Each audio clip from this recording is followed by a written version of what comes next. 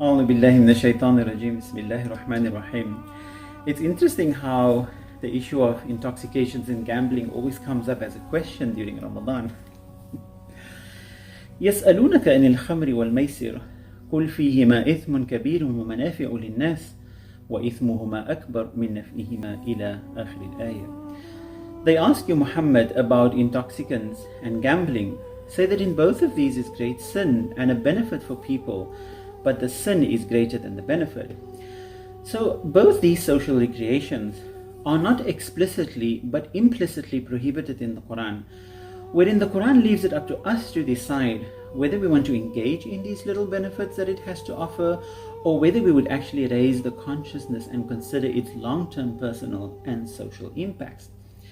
And so it's for this reason that I prefer to translate the word itham in this context as transgression rather than sin, because of its direct ramifications on us in this dimension.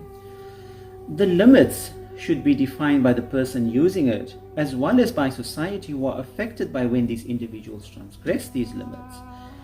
And there are enough testimonies of destruction that it was caused by intoxication and gambling in individuals, in families, and in society.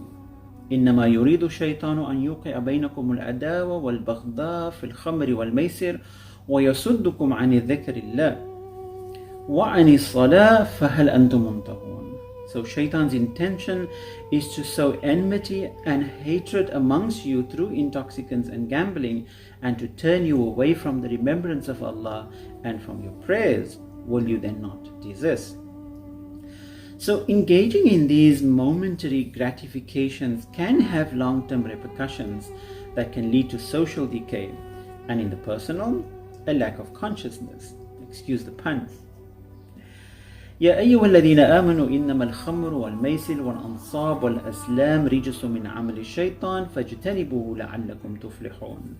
O you who have attained to faith, intoxicants, gambling, idolatrous practices, divining of the future are all defilements of Shaitan.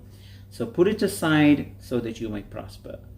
So here the Quran is asking us to address all the recreations that could potentially be detrimental to our personal and social successes and happiness, since its gratification is either momentary, deceptive, or harmful to the personal and the collective.